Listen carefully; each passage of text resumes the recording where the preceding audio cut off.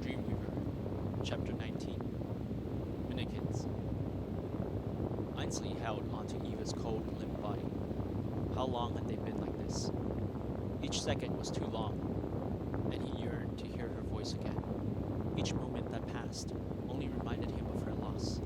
The hurt from that completely obliterated the pain from everything else, making even the most excruciating agony from his efforts to keep her alive bearable. He hated the feeling of helplessness. He felt as if his entire life thus far was spent watching the suffering of others. There was far too much pain in the world, so much that he could feel the wind palpating hurt and blowing sadness. Perhaps that was why the sun chose to look elsewhere. Was there anything left worth gazing upon? But there was, as long as there was life, even if it were only one single microorganism. Anything and everything should try to sustain it. He smiled at the irony. Every waking moment of life was a battle against death until death. And then, from all the organic materials, new life would emerge. So the battle would rage anew. Isn't this what you are fighting for? He asked Eva. The darker the night, the sweeter the dreams.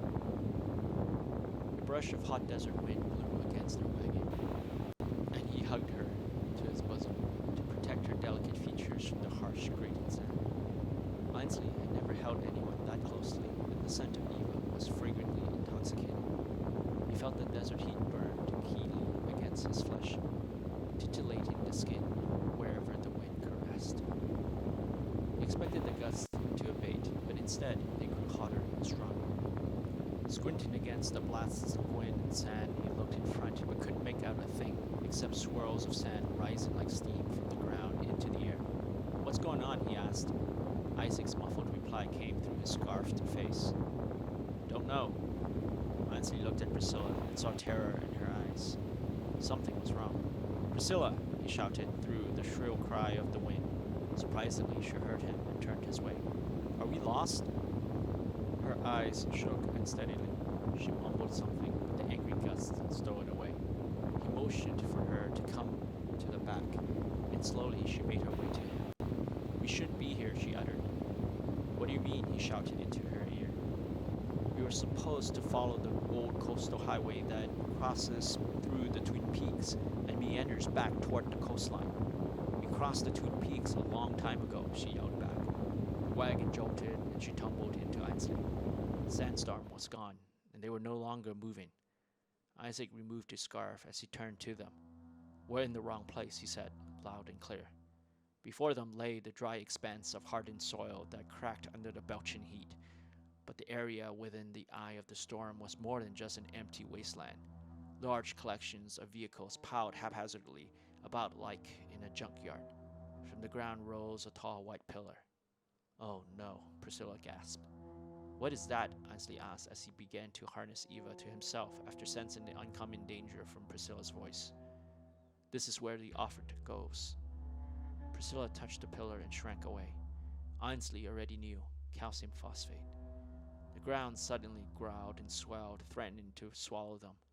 They hastily retreated from the pillar and watched columns of sand and dirt rise. In the center of the frantically spiraling particles, something shimmered like liquid glass. "Minakins," Isaac and Priscilla mouthed simultaneously. The columns collapsed into a number of amorphous pools, each with bubbles of sand and dirt boiling angrily from their surfaces. "Let me try talking to them," Priscilla said. "About what?" Isaac questioned. "About letting us pass."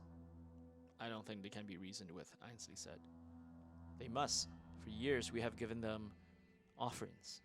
She gave Ainsley a reassuring glance, settled her own nerves, and moved toward the Minakins. "I am Priscilla, the former village head of Terrenton. We have already decided on an offer, but we are not it. Please allow us." They didn't give her time to finish.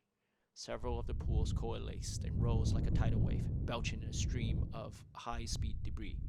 All Priscilla could do was stare wide-eyed at the manically spinning particles until a strong force pushed her away, sending her tumbling. Isaac was at her side in an instant. They watched as the jet of flying sand tore into the ground where she had stood. A gigantic wall of sand blocked their path. Ainsley, seemingly undaunted, was far in front, gazing up at it. His entire being glowed with a nimbus of red light that crackled loudly against the suddenly intensified howling of the wind. Priscilla and Isaac watched with a bated breath as the wave rolled up higher and higher until it curled forward, ready to crash onto the man in its path. Ainsley remained motionless, challenging his adversary to the end. At this moment, Isaac and Priscilla began to back away as particles of sand and loose gravel pelted their skin, forcing them to shield their face and close their eyes. Then it came, a thunderous crash so loud that the earth shook and swayed. The wind stopped. Priscilla opened her eyes to see the landscape completely changed. Mounds lay where depressions had been. Solid rocks turned into broken clumps of dirt and dust. More importantly, the Minakins' wall was gone, and an enormous sinkhole lay in its place. Ainsley was on his knees. With the added weight of Eva on his back, he took a long time to stand. Priscilla and Isaac, having gathered their senses, rushed to him. "We have to go," he said in between labored breaths. "I can't fight them in this state, so I dropped them down there." Isaac edged toward the hole and glanced down into its depth, where he saw the darkness shift, rise, and fall. He staggered backward and immediately went to retrieve the wagon. "How did you do that?" Priscilla asked, staring unflinchingly at Ainsley. "I don't know, but I'd rather be like you." He cracked a smile, but it wasn't light, making her believe all the more what he had said. Ainsley didn't realize how fatigued he really was until he dozed. The Minakins had forced him to expend a lot more energy than he expected, perhaps too much, but he had to. Denying him passage was denying Eva a chance for living. He won't allow it. Even thinking about them made his blood boiled and his heart quickened. A shiver of pleasure coursed his spine, sending off waves of ecstasy through his body. And something inside urged him back to the sinkhole, to fight, to experience more of what he had just tasted. But the sharp spasms, a reminder of his commitment to Eva, brought his thoughts back to the here. "Are you okay?" Priscilla asked. She looked at him with such marked deference and awe that he felt embarrassed. "Was I snoring?" he asked sheepishly. Priscilla frowned. "No, you were so silent I thought you were dead. Plus, you were asleep for quite a long time." "How long?" "Too long," she smiled. Her eyes shifted to Eva. "She's very lucky." "To be alive," he mused. "To have a friend like you." She saw his hands fist and unfist. "Is it painful? I mean, what you do to keep her?" "Won't you agree that hope is worth any price?" "Hope?" Priscilla's gaze fell onto the floor of the wagon, but it was inward looking. The people of Terrenton had pegged their hope on the Minakins being something akin to gods with whom they could reason and appease. They weren't. They're like animals that just needed to feed. "Nature," Ainsley answered as he caught on to where her thoughts had dwelt. "One can't ever beg off the typhoons and hurricanes or pray away earthquakes, brush fires and plague. The dynamics between animals and nature are the same." "Except man," she said, surprising him. "We have the ability to withhold pleasure, to embrace pain, to deny ourselves the very basic necessities of even life itself, for a reason, for a cause." He looked at her with sad, haunted eyes and asked a question she couldn't answer. "Then how come most of us don't do what makes us special?" Thanks for staying and listening until the end. Let me know what you think of the story so far in the comment section below. Don't forget to like and subscribe to get alerts on new chapters.